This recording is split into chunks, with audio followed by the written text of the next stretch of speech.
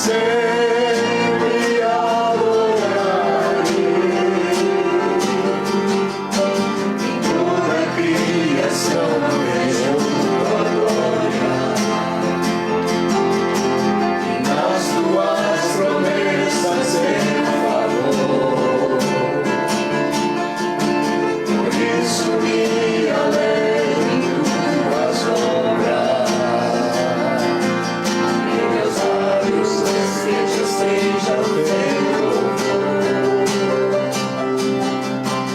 Amigos de amor e de justiça,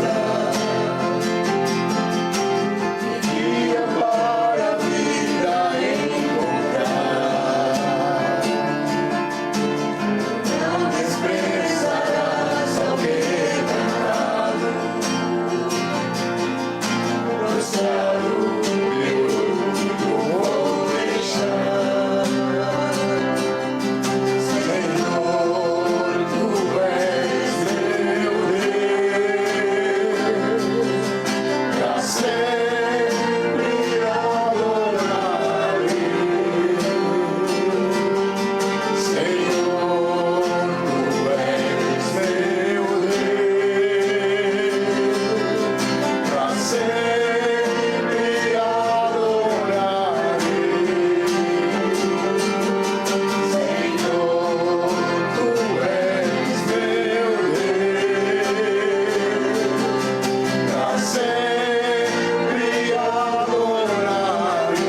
pra sempre adorarei. Senhor, tu és meu Deus, pra sempre adorarei.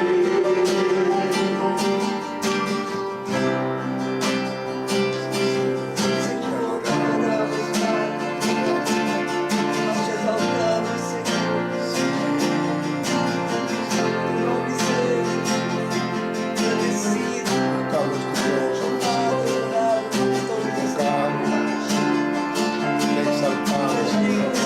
Senhor, tu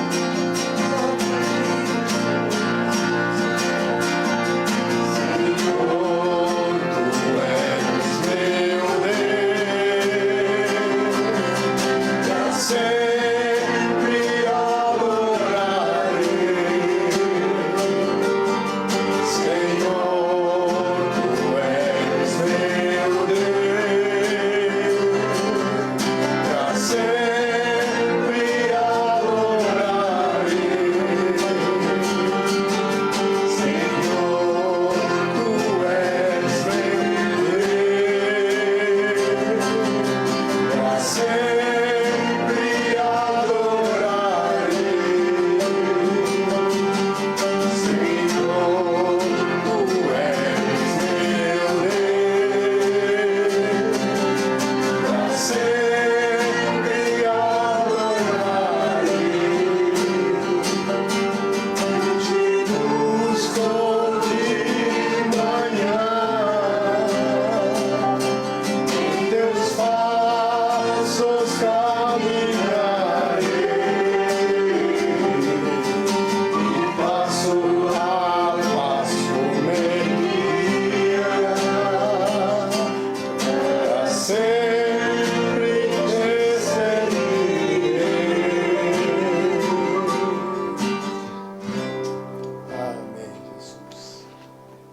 Boa noite a todos, amigos, internautas que de tantos lugares nos prestigiam, ouvindo, participando desse momento que lo iniciamos adorando e louvando e reconhecendo e confessando que Ele é o nosso Deus e que por sempre nós louvaremos seu nome.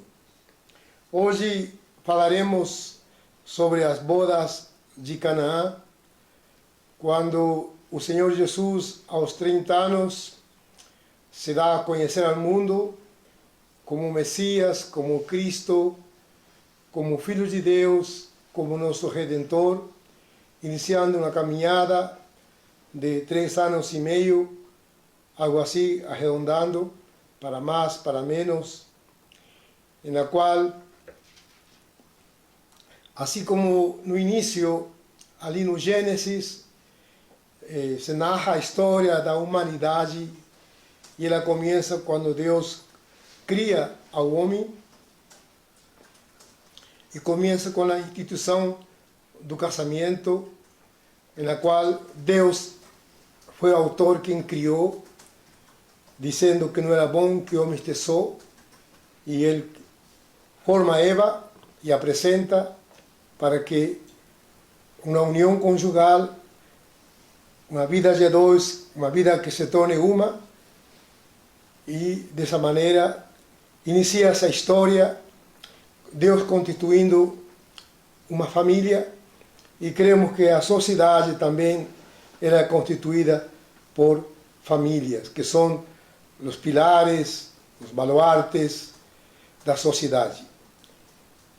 Assim como a história da humanidade em Gênesis começa com a união de Adão e Eva, assim também o Senhor Jesus inicia seu ministério participando das bodas de Canaã, vindicando aquilo que um dia Deus criou e na qual Deus diz que aquilo que Ele criou era muito bom. O próprio Deus fica satisfeito pela sua criação. E o Senhor Jesus também, como Filho de Deus e como Deus encarnado, Ele, como quem lhe dá toda a importância à vida familiar do casal, Ele inicia seu ministério aprovando isto que Deus instituiu, participando das bodas de Canaã. Leremos João capítulo 2, verso 2 ao 12 em diante. Acompanhe-nos, por favor.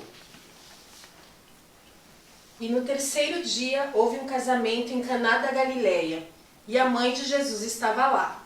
E também foram convidados Jesus e seus discípulos para o casamento.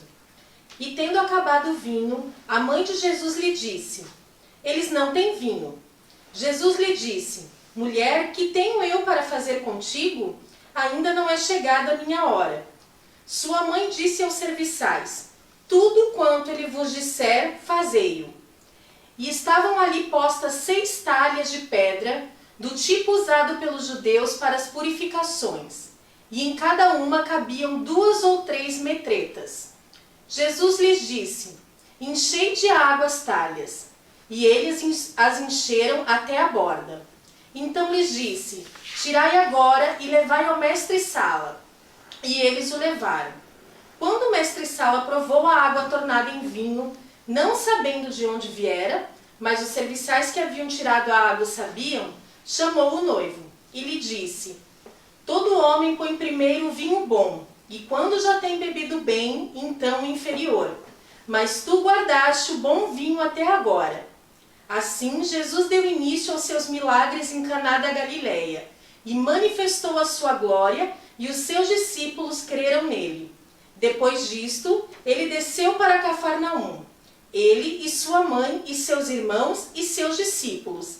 E eles não ficaram ali por muitos dias. Obrigado.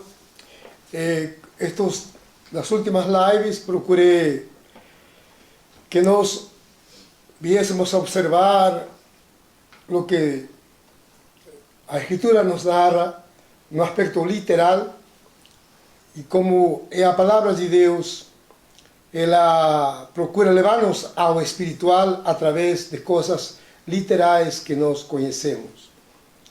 Portanto, hoje falaremos tanto no aspecto literal como o aspecto espiritual. Duas coisas que talvez possamos vê-las em forma paralela. Falaremos de 2 tipos de vinho e falaremos também da lei e da graça. Algo que a lei nos leva à graça. E essa graça está em todo aquilo que Deus enviou seu Filho, para que no seu Filho nós alcançássemos graça. Sempre fazemos a definição do que é misericórdia. Misericórdia Deus é misericordioso. O que é misericórdia? Misericórdia é não receber o que nós merecemos. Merecíamos o juízo, merecíamos a condenação, e Deus teve misericórdia e enviou um Salvador. E o que é graça? A graça representa aquilo que nós recebemos e não merecemos. E misericórdia representa aquilo que merecíamos e Deus não nos deu. Merecemos o juízo, o castigo, e Deus não nos deu o que merecíamos. Deus poupou, Deus foi misericordioso. E graça simboliza receber o que nós não merecemos. E tudo isso nós recebemos em Jesus. A lei fala do merecimento, na qual o homem será salvo se ele cumprir os mandamentos. Ele será salvo se ele obedecer, se santificar e agradar a Deus obedecendo suas ordenanças. E nunca houve homem algum que obedecesse todas as ordenanças. Como somos pecadores, todos nós somos tendenciosos, em algum momento transgredimos, e por isso estamos todos longe, alheios à salvação, a uma comunhão com Deus. Nós não poderíamos ser salvos porque não estava a nossa capacidade de viver a lei de Deus. E isso que Deus só colocou 10 mandamentos. Enquanto nós temos transgredido. Primeiro, amarás ao Senhor teu Deus sobre todas as coisas, com todo o teu coração, com toda a tua mente, com todo o teu entendimento. Nós temos amado mas o dinheiro, o prazer, o pecado, a nós mesmos, e assim por diante. Somos pecadores, portanto, segundo a palavra, estamos destituídos da herança eterna, como cantávamos, da redenção. Estávamos todos condenados. E Deus enviou seu Filho para que nele nós fôssemos salvos. A lei mostrou nossa incompetência. A lei denunciou que somos pecadores, transgressores. E a lei nos levou à graça, dizendo: eu necessito de um Salvador, necessito de uma redenção, necessito que Deus me proveia para mim misericórdia e perdão e salvação, porque em mim mesmo eu não tenho nenhuma condição de ser salvo por méritos. A lei elimina a presunção de qualquer mérito que o homem queira ter. Por isso que Deus, abundante em graça, nos ha atraído a seu Filho Jesus, porque nele, e tão só nele, está a nossa salvação. E dizia a alguns amigos que falava para Estados Unidos, a um casal de médicos amigos, que se vestissem de noivos, que de repente esta pregação vai parecer que é uma cerimônia de casamento. Eles falaram que não, que em breve querem que eu vá batizá-los ali nos Estados Unidos e a casá-los também. Mas, muitas vezes nas cerimônias que celebramos, quando estamos unindo o matrimônio aos noivos, em parte se fala um pouco do que hoje nós estaremos abordando sobre as bodas de Canaã. Vemos nessa festa que estava Maria, a mãe do Senhor Jesus.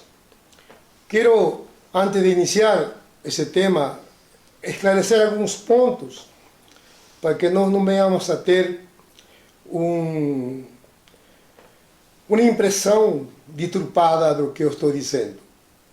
Ao falarmos do vinho das festas e do vinho do milagre que fez o Senhor Jesus tornando água em vinho. Não estou aqui fazendo uma apologia, defendendo a prática de beber vinho. Tampouco estou dizendo o que não diz a Bíblia. A Bíblia claramente diz: não vos embriagueis. Como comer não é pecado, mas a gluteneria é pecado. A Bíblia fala que não vos embriagueis. A Bíblia condena a embriaguez. E se você nunca provou uma gota de vinho, não perdeu nada. E se nunca provar, faz muito bem. Porque às vezes não sabemos o limite das coisas. Porém, falaremos do vinho e também falaremos a narração dos evangelhos. Falam de a mãe do Senhor Jesus, a mãe de Jesus, e não pronuncia o nome dela. Tanto no início de Lucas, como no final de Lucas, ali João dizendo o Senhor Jesus para João: aí tua mãe, e dizendo: mulher, aí está teu filho. E aqui também o Senhor Jesus, ele fala de sua mãe, dizendo mulher. Ressaltamos o que diz a palavra em Lucas capítulo 1, verso 48, própria Maria, feliz pelo encargo pelo qual Deus la escolheu, ela mesma confessa que seria chamada bem-aventurada entre todas as mulheres. Sempre ressaltamos que Deus escolheu uma serva virgem que se guardou e caiu graça aos olhos de Deus para que na condição de virgem concebesse ao Senhor Jesus. Portanto, Maria é a mamã do Senhor Jesus feito homem. Ela não é a mamã de Deus, mas sim de Cristo encarnado. Esclarecendo isto, começamos a meditar na palavra de as bodas de Caná. Muitos historiadores ou teólogos associam que esta festa era de parientes de Maria, a mãe do Senhor Jesus, que era pariente. Por isso que ela estava na festa e convidaram ao Senhor Jesus. Só que o Senhor Jesus, já para aquele momento, o mínimo, ele tinha 5 discípulos que havia já no início da semana de sua caminhada. Ele escolheu e os chamou para estarem com ele. Naquele tempo, as festas eram mais caseiras, eram nos lares, talvez no fundo do quintal ou um salão. Portanto, não seriam grandes festas, a não ser que sejam pessoas de recursos. Palestina era subjugada pelos romanos, havia muita carência financeira. Porém, havia algo que é cultural no Meio Oriente. A recepção, hospedar uma pessoa, era um dever de poder brindar a esse hóspede, ou esse convidado, todo o conforto pelo qual ele foi convidado, já seja a hospedar ou a uma festa. E por que o Senhor Jesus ele vai às bodas de Canaã e participa de uma cerimônia de casamento? Ele, naquele momento, é um mero convidado, ele não está indo lá como um rabino a celebrar nada. Ainda eles desconhecido na sua totalidade quem ele era. Mas ele vai com 5 de seus discípulos. E naquele tempo penso que as festas que podiam caber de família seriam para 30, 40, vamos exagerar, talvez um número de 60 convidados. E as festas podem durar até uma semana, na festa de casamento. Quando falamos de bodas, não falamos de alegria, falamos de uma festa, falamos de um momento especial. Assim é o cristianismo. Assim a vida que temos em Cristo. Isso faz parte do Evangelho. Ser cristão é ser alegre, não é ter uma vida de eremita, se isolar, de penitências. Os caminhos do Senhor nos proporcionam muita alegria. E um casamento é uma festa e ali é sinônimo de alegria, porque é um momento especial de um casal que estão se unindo em matrimônio para trilhar os anos de vida que Deus lhe dará, constituindo família, tendo filhos. Portanto, era um momento especial e o Senhor Jesus estava ali porque Ele foi convidado. E o vinho, ele fazia parte da festa. Por isso que eu volto a dizer, não estou fazendo uma apologia ao vinho. Na versão que estava lendo, ao faltar vinho, fala o padrinho da festa, não? O mestre-sala da cerimônia, que normalmente era um padrinho, ele fala, ele comenta do vinho que fez o Senhor Jesus, mas chega a ouvidos de Maria, dizendo, acabou o vinho, e que fazer agora? Não era uma pequena falha, não era um mero detalhe. O vinho era importante na festa. Por isso que quando o Senhor Jesus faz o milagre de tornar água em vinho, e o mestre-sala, o mestre de cerimônia, prova esse vinho, ele diz, porque você reservou o melhor para depois e ofereceu no início um vinho inferior.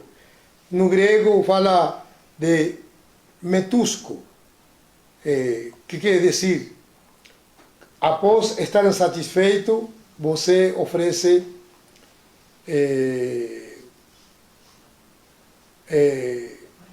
um inferior, porque já não vão diferenciar. Ou também tem duas interpretações essa palavra. Após estar embêbado, não saberão fazer diferença entre o primeiro e o segundo. Seria melhor ter oferecido o melhor primeiro e depois o inferior.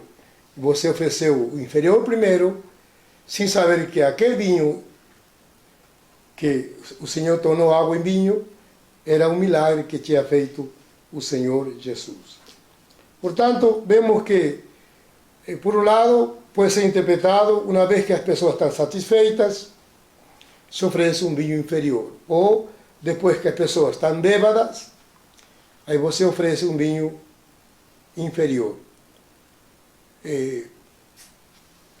Cada igreja, cada pastor, cada teólogo terá sua tendência, mas não quero me aprofundizar nesse tema. Mas eu quero falar do simbolismo do vinho, da água em vinho que fez o Senhor Jesus. Quando Maria, a mãe do Senhor Jesus, a ela se lhe comunica que acabou o vinho, ela diz ao Senhor Jesus, disse, Jesus, acabou o vinho, demandando que o Senhor Jesus viesse a fazer algo a esse respeito. Sem dúvida que a sua mamã conhecia o poder sobrenatural que havia em seu filho. Sabia que ele era especial e que já deve ter feito alguns milagres em casa.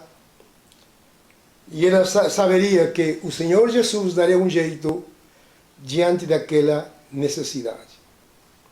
Que precioso conceito que tem sua mamã de seu filho e pedindo que ele tome providência. Por isso que falamos o literal e falamos o simbólico. A Bíblia é uma ciência pela qual Deus a revela a nós pelo Espírito Santo. E só pelo Espírito Santo que nós teremos a revelação das entrelinhas, ou por que uma resposta tão estranha ou tão grosseira que ele dá à sua mãe. Algumas versões procuram traduzi-las e até outras procuram já enfeitá-las do original. Não? Aqui a Jerusalém, que é uma Bíblia católica, que é uma Bíblia paulina, diz assim: então a mãe de Jesus lhe disse: eles não têm mais vinho. Respondeu-lhe Jesus: que queres de mim, mulher? Minha hora ainda não chegou. Que queres de mim, mulher? A minha hora ainda não chegou. Vemos de repente uma resposta estranha. Por isso que para isso os ministros de Deus darão à congregação o simbolismo, a ciência que há destas palavras. O Senhor Jesus está dizendo para sua mamã: Deus me enviou a mim com um propósito redentor. E daqui a 3 anos e meio será o momento que eu terei cumprido, eu terei ensinado, eu terei manifestado minha glória, e daqui a 3 anos e meio eu morrerei na cruz. Ainda não chegou a minha hora de manifestar ao mundo minha glória morrendo na cruz do Calvário. Essa é uma resposta estranha. Em vários versículos, o Senhor Jesus diz a seus discípulos, e dizem os evangelistas, os evangelhos, porque ainda não tinha chegado sua hora. Os judeus queriam matá-lo e Deus lo guardava porque ainda não tinha chegado a sua hora. O que quer dizer que ainda não tinha chegado a sua hora? Que a culminação de seu ministério seria na cruz, morrendo e ressuscitando por nós. Por isso que ele responde a sua mamã: você está esperando que eu faça algo que não é seu momento. Que eu lhe manifeste minha glória, mas não é seu momento. Não sei se quanto Maria entendeu isto, porque ele estava falando a todos nós, falando a todos esses 2000 anos, revelando esse evangelho tão precioso da vida do Senhor Jesus durante esses 3 anos e meio. Agora vamos a poder entender o que significava o vinho que ele estava fazendo. Quando falamos de vinho, é um sinônimo de alegria. Aqui há 2 etapas no casamento. A alegria que é natural da vida do homem. Quando um jovem se casa, ele está encantado pela beleza da sua futura esposa. Quando a moça, a noiva, está a se casar, ele está fascinado pelo porte varonil do noivo, pela voz dele aveludada, pela segurança que ele transmite, por esse corpo másculo, por suas palavras encantadoras. E ambos estão cheios de sonhos, um atraído pelo outro, uma fantasia os envolve, e eles se amam e nada os impedirá se unirem, se casarem. Não há conselho que lhe diga: este moço, nós não achamos que seja certo para ti, e que digam os pais ao noivo dizendo à mãe: filho, pensa bem que esta moça, não sei se vai dar certo. Quando se ama, é a força de um vulcão tão forte que você está disposto a comer cravos, jura amores um pelo outro e estão cheios da esperança de trilhar a vida juntos e ser cúmplice de tudo aquilo que na vida han de abraçar. Mas não sabemos, recém que se casam, com esse fulgor, com esse vigor, com essa convicção, com esse amor, com essa força, talvez, diríamos, não fiz uma pesquisa, mas diria, pelos anos que você já vive, talvez com os primeiros 10 anos, um 20% não está mais, alguns não duram nem uma semana. Sempre decimos, me ajudem com português. Está certo isso? Dizemos. Dizemos, obrigado. Sempre dizemos, ore antes de casar-se, tome tempo. O namoro talvez seja um tempo de uma amizade especial, de se conhecerem, de serem sinceros, demonstrar a cada um como é, o que pensa, para que depois não tenhamos surpresas. Nunca é bom se precipitar, que a vezes o amor nos torna muito cego. E com os anos, talvez 50% daqueles que um dia se casaram com tanto vigor e amor, se separaram. Talvez um 20% vivem junto, levando a vida conjugal, fingindo por causa dos filhos. Talvez um 30%, um 20%, 25%, tenham se encontrado alma gêmea e tenham conseguido consolidar suas vidas e se tornarem uma só carne. Estes dias de epidemia, onde todos estamos enclausurados em casa, diria, certamente não virá o Senhor Jesus para estes dias. Porque o dia que Ele venha, diz a palavra, estarão casando-se, dando-se casamento, comprando e vendendo. Assim será o dia que Ele virá.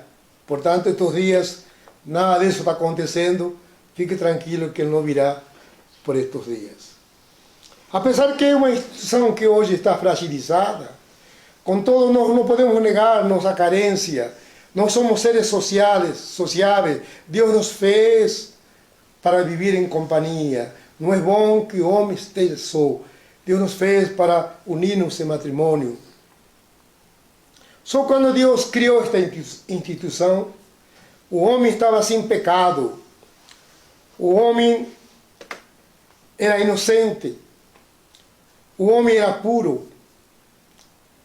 Deus criou a união, essa instituição, a constituiu, uniu-se Adão e Eva, ambos viviam uma transparência, ambos viviam numa pureza. Portanto, aquele relacionamento era perfeito, eram felizes, porque diz em Gênesis capítulo 1, verso 31, e viu Deus que aquilo que Ele criou era muito bom. Alguém vai ler esse texto, por favor? E Ele ficou satisfeito. E viu Deus tudo quanto tinha feito, e eis que era muito bom. E foi a tarde e a manhã, o dia sexto. E nisso estava a instituição do casamento, a constituição de família. Viu Deus que tudo que ele tinha criado era muito bom. O casamento é muito bom. Eu posso dizer isso com plena convicção. Sou muito feliz com minha companheira, muito feliz com minha família. Cada dia amo mais a minha esposa. E brinco como um gaúcho dizendo: eu não lhe amo mais por falta de espaço. Sou feliz. Só vê-la, todo meu coração se enche de alegria. Somos refém um do outro. Hoje nós saberemos viver um sem o outro. Porque aquilo que Deus criou é muito bom. Mas ao mesmo tempo sabemos como é difícil o convívio de duas pessoas. Como é difícil o relacionamento. Amalgamar aquilo num convívio e tornarem-se uma só carne. Por quê? Porque hoje nós sofremos e alastramos dentro de nós a caída, a queda, somos pecadores. E quando o homem peca, o homem se torna eu. O ego vem na existência. O pecado criou o ego. E o ego é um saco sem fundo. O pecado nos fez que não sejamos pessoas que tenhamos um eu e um ego. Uma vez alguém buscando, que tem me ouvido pregar uns 20 anos atrás, sobre que Deus queria fazer homem do ego, um pregador que hoje não é tão famoso, que caiu, ele, numa conferência rebatendo, tem ouvido um comentário meu, dizendo que Deus tem o ego, porque Deus diz: eu sou o que sou. Deus, a dizer eu sou o que sou, só Ele pode dizer isso. Só Ele pode dizer eu sou. Se eu digo eu sou, de repente me dá um ataque e não sou mais. Cruzo a esquina, me pego um carro, não sou mais. Eu não posso afirmar eu sou. Deus pode afirmar que Ele é eternamente. Ele é. É falar de seu ser. Eu sou sua existência eterna. Ele afirma: eu sou o que sou. O que o pecado acarretou no homem, um ego. E hoje, o conflito do casal são os egos. Esses egos, onde cada um quer ser o centro, onde cada um quer impor sua vontade, onde cada um tem necessidade, sede de impor seus gostos, seus pensamentos. Cada um de nós queremos ser dominadores. Temos sede de impor-nos e usamos nossas armas para conseguir nossos caprichos. Por isso que se fracassa por causa dos egos. Quando Deus criou o casamento, não havia egos. Eles viviam nus e não se envergonhavam. Não havia nada a esconder. Era toda uma vida transparente. Não havia egoísmo, não havia competição, não havia ciúme, não havia insegurança. O pecado não tinha descontrolado a ordem que Deus criou no início. Hoje somos reféns do pecado. O pecado nos ha destruído. E hoje, pecadores, buscamos encontrar naquilo que Deus disse muito bom. A necessidade nos leva a constituir família. Mas levamos e lastramos um ego. Somos enfermos, somos carentes, somos inseguros. E são essas coisas que vão nos desmoronando vão levando a uma coalição, a uma briga, a um atrito. Por isso que o vinho fala da alegria de dois que se conhecem, de dois que se amam. E em algum momento da festa, o vinho acabou. É dizer, não sei, no quarto ano, no quinto ano, na madrugada do dia, na primeira semana, no segundo dia da semana, quanto tempo durava essa festa? Em algum momento o vinho acabou. E quando a alegria de dois terminou, não há mais motivo de duas pessoas estarem juntas.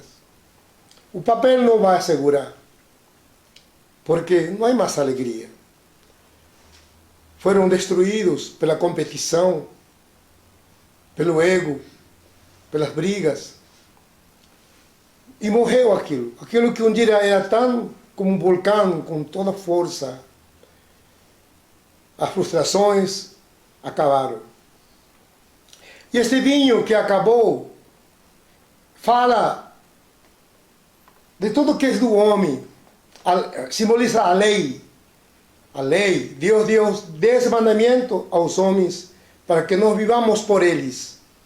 E se nós vivemos por eles, nossa vida seria abençoada e nós hallaremos graça aos olhos de Deus. Minha casa seria salva. Mas se eu não cumprisse a lei, eu me tornaria um transgressor, o pecado entraria na minha vida e eu seria destruído. Ninguém pode cumprir a lei. Só Jesus cumpriu. E Ele veio para cumprir a lei por nós. Por isso que Ele se fez carne. Ele teve que nascer como judeu para cumprir os 10 mandamentos. Mas nós não cumprimos. Nós não temos caráter. Nós não podemos afirmar a solidez das nossas palavras. Quando eu celebro um casamento, eu digo aos noivos: hoje vocês vão prometer-se um ao outro fidelidade. Mas quero dizer que não existe mulher fiel e nem existe homem fiel. A fidelidade é um atributo de Deus. Só Deus é fiel. Mas, digamos, prometo fidelidade, peço a Deus que na minha vida me dê esta graça de ser hallado fiel. Peço que Cristo seja aquele que é a minha vida e nele eu quero ser hallado fiel. Só quem tem Cristo encontrará a solidez de uma vida de caráter. Quem não tem Cristo se sufocará por sua própria fragilidade. Ele não poderá manter a sua palavra. E esse vinho fala do intento do homem, pelo homem ser feliz. A promessa do homem trazer felicidade para a companheira. A promessa do homem trazer felicidade para a família. O esforço de uma mulher fazer feliz a um homem. Ser um ícone para a família. Ser aquela que costura, mantém, dá uma dinâmica, embeleza a vida de família. A mulher pode fazer tudo que está ao seu alcance. O homem pode fazer tudo que está ao seu alcance. Mas chegará um dia que isso não será suficiente. Por isso que esse vinho acabou em algum momento da festa. O vinho acabou. Que simboliza a lei. A lei não era perfeita. A lei não nos capacitou à salvação. Não nos capacitou a dar graça aos olhos de Deus. A lei não me salvou. A lei não foi o ponte ou a ponte. Alô? A ponte. Muito obrigado, amados. Não foi a ponte que me ajudou a Deus. Faltou algo. O homem não pode ser feliz por si mesmo. Não existe felicidade nas promessas de um homem e de uma mulher. Isso existia antes que o pecado entrasse. Mas quando o pecado entrou, nós tornamos refém de um ego. Nos tornamos transgressores, carentes de Deus. E Deus, ao ver nossa fraqueza, nossa pobreza e a nossa limitação, Deus enviou o seu Filho para ser nosso Senhor, nosso Salvador, para resgatar a família, resgatar o casamento, para resgatar e restaurar a vida conjugal. Só em Jesus nós voltamos àquela união de Adão e Eva antes do pecado. E vamos encontrar que isso é muito bom, a vida do casal. Então a Virgem Maria, a mãe do Senhor Jesus, ela disse ao Senhor Jesus: Jesus, faltou vinho, faça algo. E o Senhor Jesus disse: mulher, que tenho eu contigo? Ele está fazendo uma separação. A salvação tem que ver com o Pai e com Ele. A salvação tem que ver com o encômio. Deus enviou seu Filho. E seu Filho mesmo confessa que Ele daria sua vida, de sua própria vontade, por amor a seu Pai, Ele entregaria para nosso resgate. A salvação só tem que ver com Deus e com seu Filho. Por isso que ele tem que dizer a sua mamãe: mulher, que tenho eu contigo? E outras versões que estão a ler, podem me ajudar, por favor?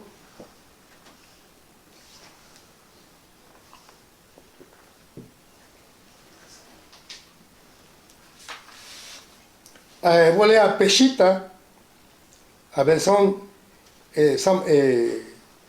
que é do aramaico.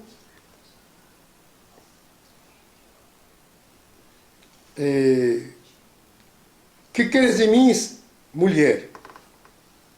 A Jerusalém que há entre mim e ti, mulher. E a Peshitta, que a mim e a ti, mulher. Parece um pouco grosseiro.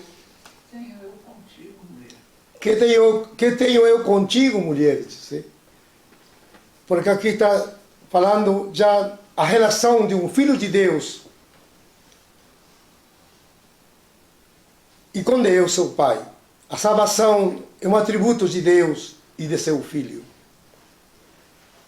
Não há intermediários na salvação. Esse é um projeto de Deus junto com seu Filho. E para isso ele veio. Só que haveria um processo de 3 anos e meio até ele ir na cruz. Ele está dizendo: nós estamos na época da lei. Obrigado.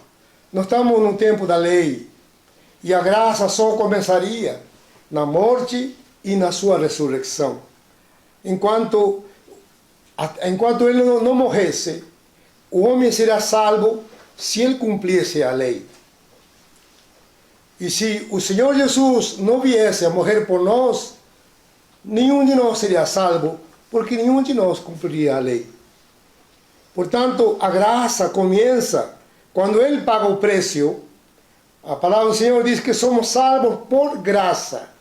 Ou seja, nós não somos salvos de graça. Porque diríamos que fomos salvos de graça, é porque nós não pagamos nada, porque é de graça. Não. A salvação tem um preço.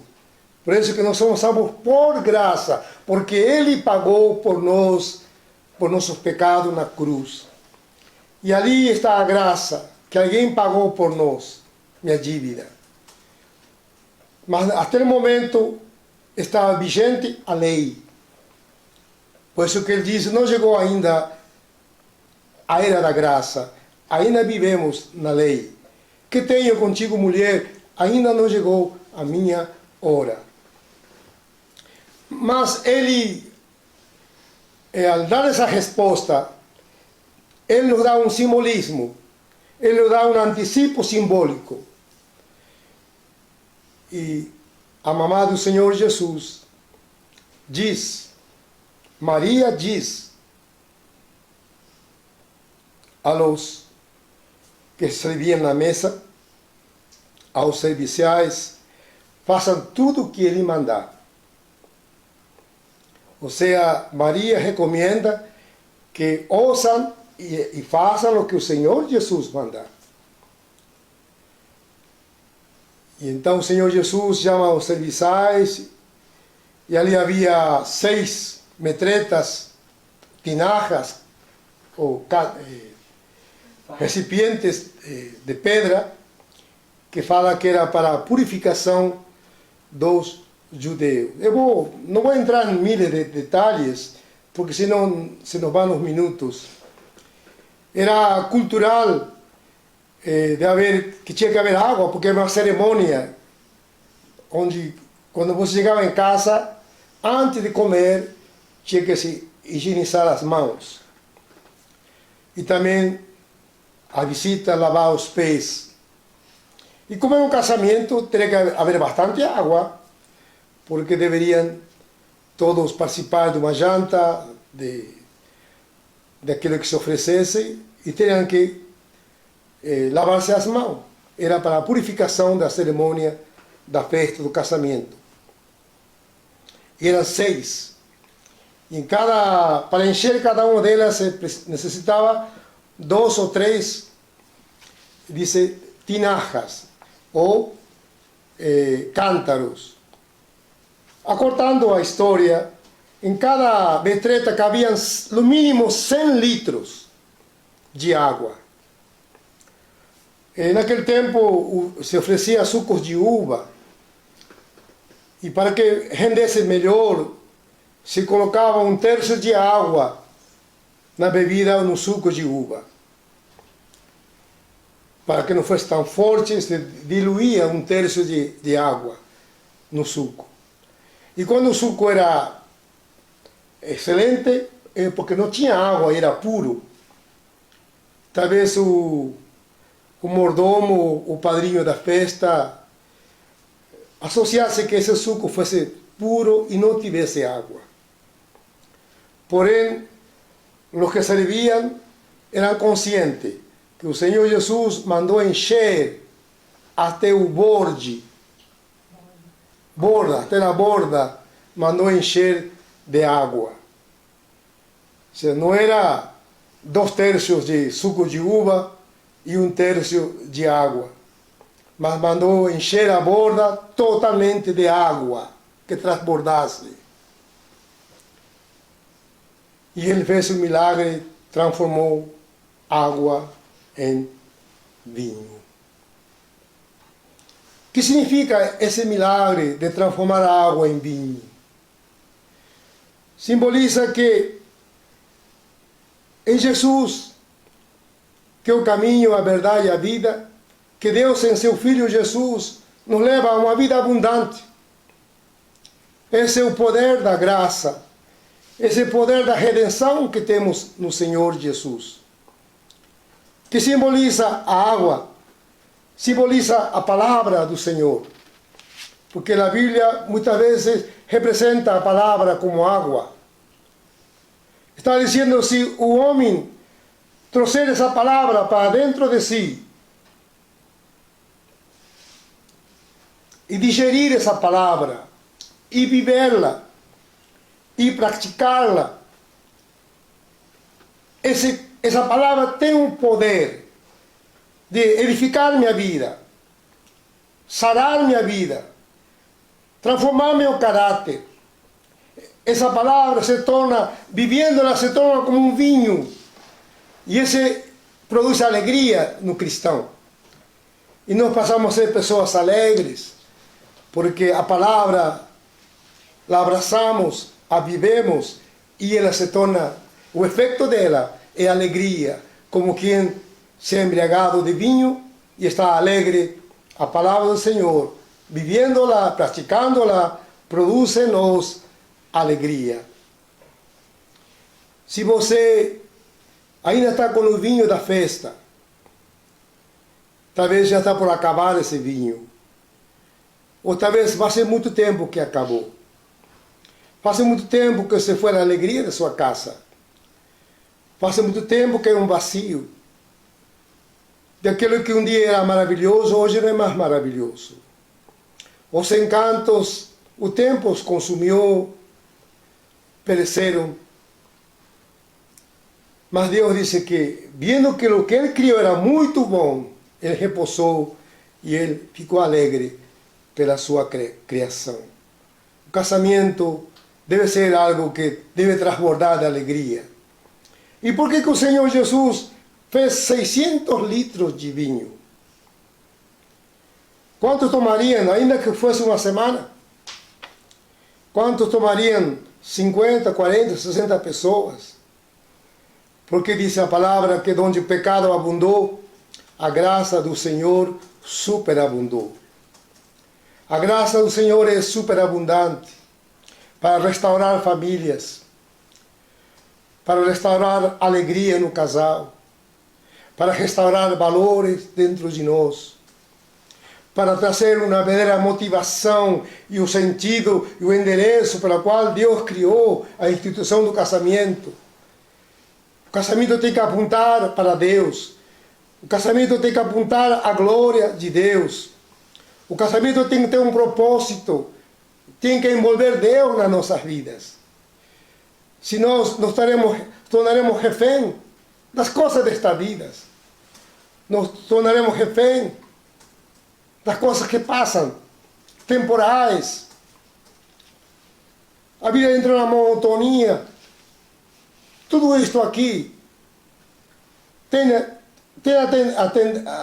atende a morrer, a esfriar-se, a apagar-se.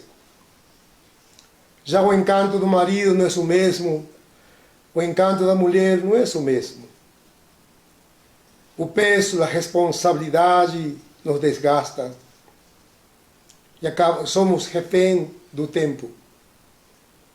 Mas Deus quer trazer a teu casamento muito vinho, muita alegria, muita restauração. Ele quer sarar sua vida. Não há infelicidade em nós mesmos. A mulher não sempre seus encantos me satisfarão, nem os encantos do homem satisfarão. Toda a vida envelhece, murcha, morre. Se Deus não faz parte da vida de um casal, nós viveremos sem vinho, no vazio, na tristeza. Jesus quer restaurar sua vida. Esse vinho é uma vida com Cristo. Descubra pelo qual Deus criou, instituiu o casamento. Descubra que a felicidade que há. Preencha sua vida. Traga a Deus, traga a Jesus para a sua vida. Convide-lo a Ele a fazer parte de sua vida. Diga, Senhor Jesus, venha, una-nos, restaure-nos, mostre-nos os caminhos, salve-nos, dê-nos vida e viviremos. Esvazia-nos de nossos conflitos, que não mais tenha força em nós o pecado. Não queremos mais ser um saco sem fundo de um ego, de uma competição, de uma insegurança, de ciúmes, de prepotência, de grosserias. Traga Jesus. Feliz os noivos das bodas de Canaã, que ali estava o Senhor Jesus, nessa festa, para ser participante e tornar água em vinho. Transbordou aqueles recipientes de vinho. Havia muito, muito vinho. Não faltaria em nenhum momento da madrugada da vida. Não faltaria quando o sol se colocasse. Não faltaria vinho em momento algum. Você pode ser feliz. Para isso que Deus instituiu a família, para que seamos felizes. Deus criou Adão e a Eva e os uniu em matrimônio. Nós cremos na vida, na modelo monogâmico de Deus,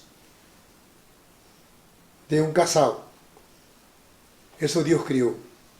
Na monogamia e não em outros modelos de casamento. E diz: o que Deus uniu, homem não separe. Temos aí uns minutos. O que Deus uniu, homem não separe. O Senhor Jesus disse: deixará o homem, ao falar a palavra homem, é uma expressão genérica. Está dizendo homem e mulher.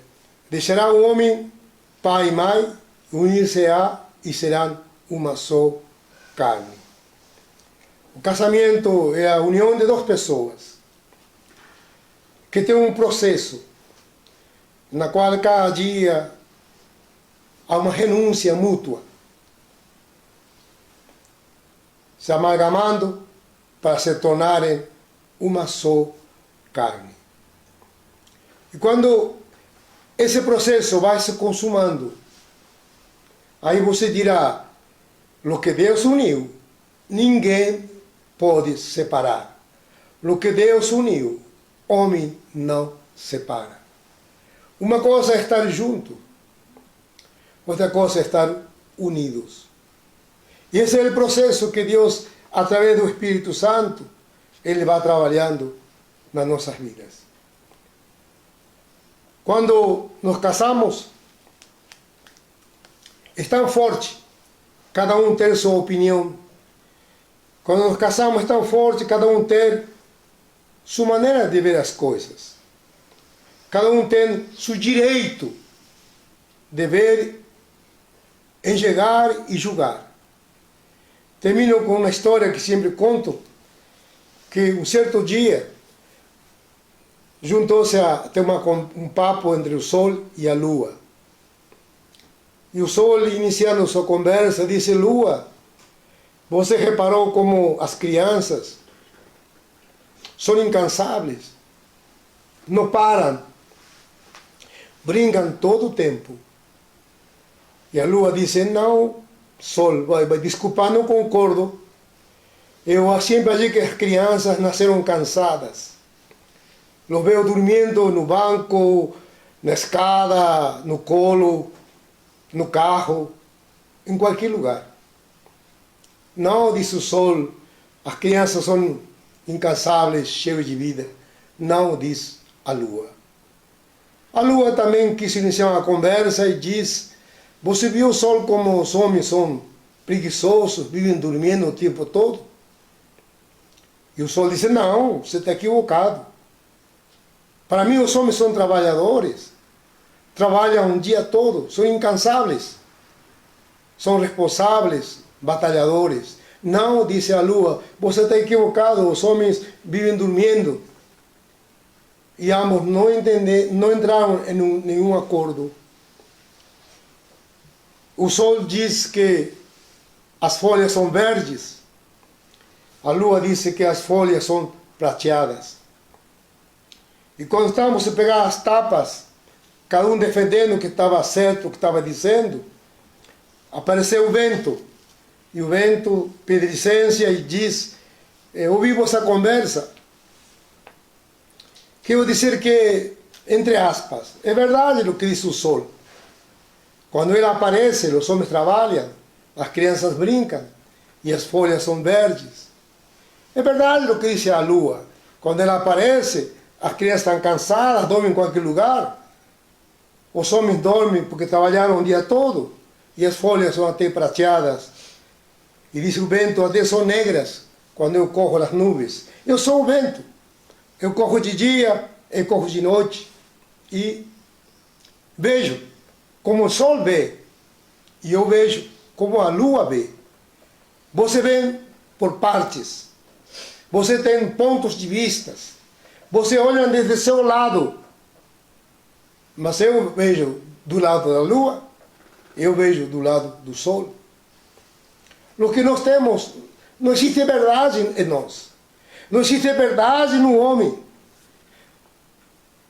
Embora nós achemos que estamos cheios de razão, não existe razão em nós. O que existe em nós são pontos de vista. É a maneira egoísta de ver as coisas.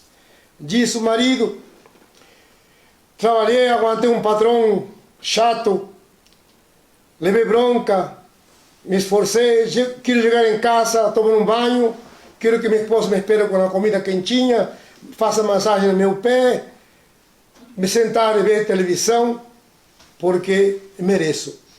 A esposa diz, cuidei das crianças o dia todo, limpei, cozinhei, lavei roupa. Ah, que saudade que chegue meu esposo para estar no seu colo, para que me abrace, papimos um pouquinho, pergunte como foi seu dia. Enquanto que o marido não está pensando assim, porque está cheio de razão, desde seu ponto de vista. Ele não vê o lado da esposa, e a esposa não vê o lado do marido. O que nos destrói são os pontos de vista. O que nos destrói é o egoísmo, olhar só do nosso lado. Em Deus somos libertos. Em Deus aprendemos a olhar a vida como um todo. Em Deus aprendemos a considerar o companheiro e a companheira. Em Deus vivemos uma outra realidade. Em Deus vamos descobrir que aquilo que Deus criou é muito, muito bom. Que o casamento é uma realidade. Há felicidade nele. Deus o criou. Descubra em Deus como funciona. Acheguemos-nos a Deus e que Deus restaure as famílias. Que Deus nos liberte desse ego, desse saco sem fundo. Que nos liberte de toda a carência que nós temos. A mulher não é Deus para mudar e transformar a tua vida, para dar-te todo o que você espera. O homem não é Deus para dar-te a segurança que não existe em nós. Muitas vezes o homem está perdido. Só Deus nos dá um norte. Só Deus. Não é mudando de marido, nem mudando de esposo, que você vai encontrar aquilo que vai ser certo, que vai encaixar, que você vai se achar. Não. Levará o problema onde quer que eu vá. Levará a carência, o fracasso. Não há felicidade sem Deus. Não há felicidade sem Cristo. Volte-se a Deus. Volte-se à palavra. Traga-la para dentro. Coma, beba a palavra. Digera-la. Viva-la. E você vai sentir o efeito do vinho. Você estará alegre. Você será feliz. Tua família será feliz. Vocês viverão como bêbados. O vinho nunca vai faltar. O vinho nunca vai acabar. Deus garante felicidade até que a morte vos separe. Amém? Amém. Quanto falamos?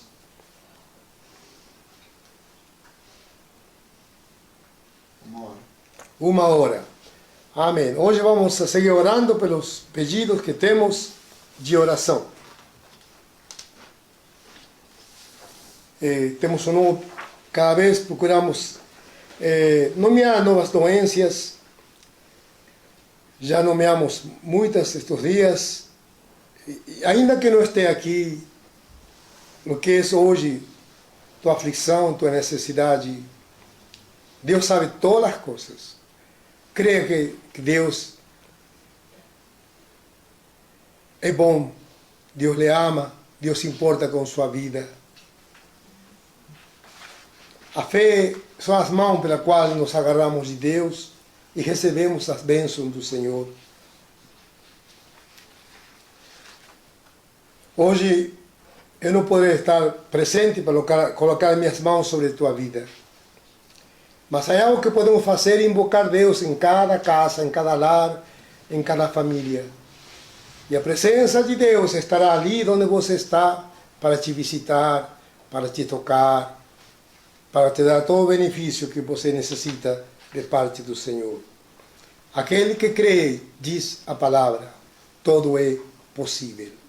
Nós estamos invocando a um Deus, Criador de todo o que existe. Um Deus que dá vida a coisas mortas.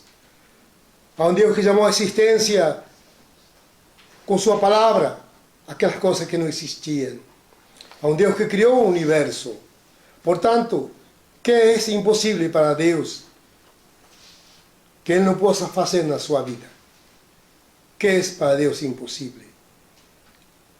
Há um cântico que diz: só crer, tudo é possível, só crer. Em espanhol diz: solo creer,